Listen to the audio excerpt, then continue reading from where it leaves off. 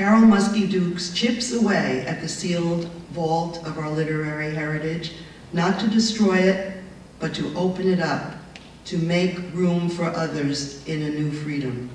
A freedom from bias of gender, race, sexual orientation, culture, and style. She's truly a relevant poet for our time. For this very afternoon, please welcome Carol Muske-Dukes.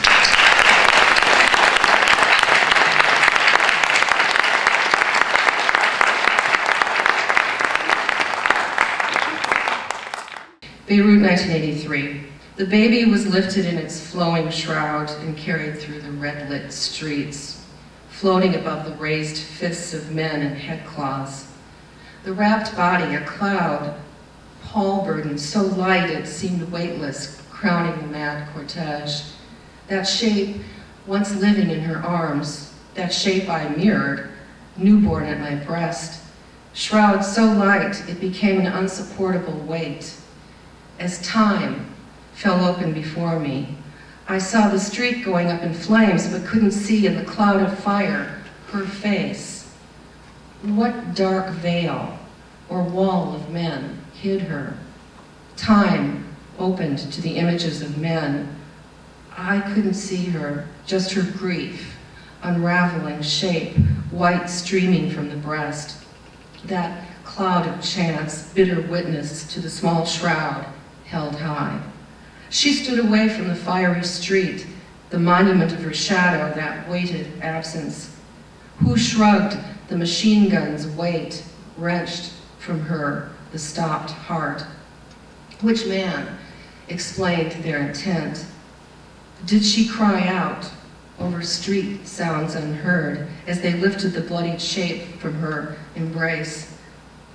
Sirens, miles of shrouded windows, drone of a bomber above the clouds, hearts flaming, paint on the fuselage, a cloud of dust blurring the camera lens, drifting weight of dark.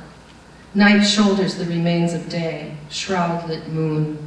Then time opened with men carrying the future, its lit fuse, that infant shape held up like a bomb, spinning over bombed streets. Nothing to say. Mother, reader of time, streets I'd never walked, people in cries, a cloud of broken stairs, hovering over her nursing shape, bent, clinging to the small, lifeless weight. I knew her milk still flowed, unsummoned. Men with guns stood at her door, opening the shroud.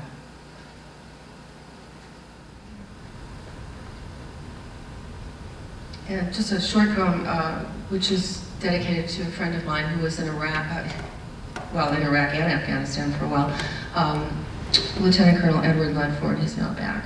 He told me that in Afghanistan, the leaves in autumn didn't turn colors the way they do here in the United States, that they just sort of withered and died. To a soldier, imagine it, a world away, autumn. Leaves scattering, but not in fiery effusion like the red-gold sentinels of the Smokies or north of Boston. A world away, not enough fall to make a cliche, the one we love about the season's redemptive powers, its dazzling imitation of death, the gold and blood colors. In the desert, in the cities of armaments, you tell me the leaves die without turning, without color they die. Without a sign of how it ended, the season, how it was lost to us. I'm a widow, strange thing to say, and I have a friend who's a widow. This is a poem about being a widow on Halloween. On Halloween Eve, my friend and I sit at a table draped in sunset red, grapes, pears, pomegranates, a small bountiful harvest piled between us, 2 glasses of wine. We are widows. We are women of grief, but we wear no black. A wire halo sits on my head, tall rabbit ears attached. My friend pops on her gorilla mask each time pirates, vampires, unicorns, or terrifying insurance executives knock, demanding sweet passage. On the table sits a flickering flat candle my friend found at a dusty joke shop, a skeleton lying in a coffin with a wick burning between its legs, where his family jewels, as we say, spark up. It is good to think, sipping wine, how love always has a beginning and sometimes no end. But passion, that infinite practical joke, is another matter, surviving in spite of us, flaming up again and again in the presence of endings, the lit wick diminishing, the handfuls of sweets vanishing, and this trick and quiver of the unforgettable once body, spending to ashes, burning hot in its toy crypt, burning all night before us, before our widow's eyes. Condolence note, Los Angeles. The sky is desert blue, like the pool, secluded. No swimmers here, no smog. Unless you count this twisting brush fire in the hills, two kids sit head to head, poolside, rehearsing a condolence note. Someone has died. Quotes, not an intimate, perhaps a family friend, prompts the manners guide they consult. You shouldn't say, God never makes mistakes, she quotes, snapping her bikini top. Right, he adds, you could just say he's better off. Or heaven was always in his future. There's always a better way to say, we're sorry that he's dead. But they're back inside their music now, pages of politeness fallen between them. Oh, do not say that the unsaid drifts over us like blown smoke. A single spark erupts in wildfire. Cup your hands, blow out this wish for insight. Say, forgive me for living when you are dead. Say, pardon my need to praise without you this bright morning sky. It belongs to no one. But I offer it to you, heaven in your future, along with silent tunes from the playlist, the end-time etiquette book dropped from the hand of the young sleeper. It's all we have left to share, the book of paid respects, the morning's hot blue iPod, sunlit words on a page, black border. River Road. So you had your share of summer nights, cars braking fast along the river road. The world was asleep, yet alive with threat, the high, grieving sound of acceleration. Beauty grew too fast, like your body, ungainly, unfaithful.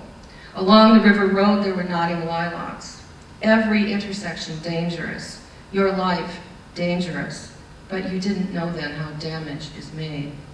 Not just the flipped, glittering chassis, spun apart into anecdote, but nights notched up velocity, ascending through a blue reservoir of scent. No, to remember the inevitable in terms of engaged, disengaged, gear to gear, one heightening judgment is to forget that back then the worst happened each time it happened. What was speaking loud over the figure on the dash, that was God, or not God, something flashing past each roadside presence, statue after gesturing statue, trying to reverse your belief in imagination as the opposite of fate. Imagine a speed at which you could make what was happening not be true, a speed at which you could bargain for it, that you, on fire, from this minute forward, could be somebody else. I thought I would satirize what has become a kind of genre, I guess, the hate mail, email. And these are mostly made up epithets against me. Hate mail. You are a whore. You are an old whore. Everyone hates you. God hates you. He pretty much has had it with all women, but especially, let me tell you, especially you. You like to think that you can think faster than the rest of us? Ha! Ha! We drive the car in which you're a crash dummy. So why do you defy our executive committee, which will never cede its floor to you? If a pig flew out of a tree and rose to become a blimp, you would write a poem about it. ignoring the greater good, the hard facts of gravity. You deserve to be flattened by the greater good. Pigs don't fly, yet your arrogance is that of a blimp that has long forgotten its place on Earth. Big arrogance, unmoored from its launch pad, floating free, up with mangy Canadian honkers, up with spy satellites and the ruined ozone layer, which is, by the way, caused by your breath. Because you were born to ruin everything. Hacking into the inspiration of the normal human ego, you are not Queen Tut, honey. You are not even a peasant barmaid. You are an aristocrat of trash. Landmine of exploding rhinestones, crown of thorns, cabal of screechbacks. I'm telling you this as an old friend who's offering advice for your own good. Change now, or we will have to take measures. If you know what I mean, which you do. And now, let's hear one of your fucked up poems. Let's hear you refute this truth any way you can.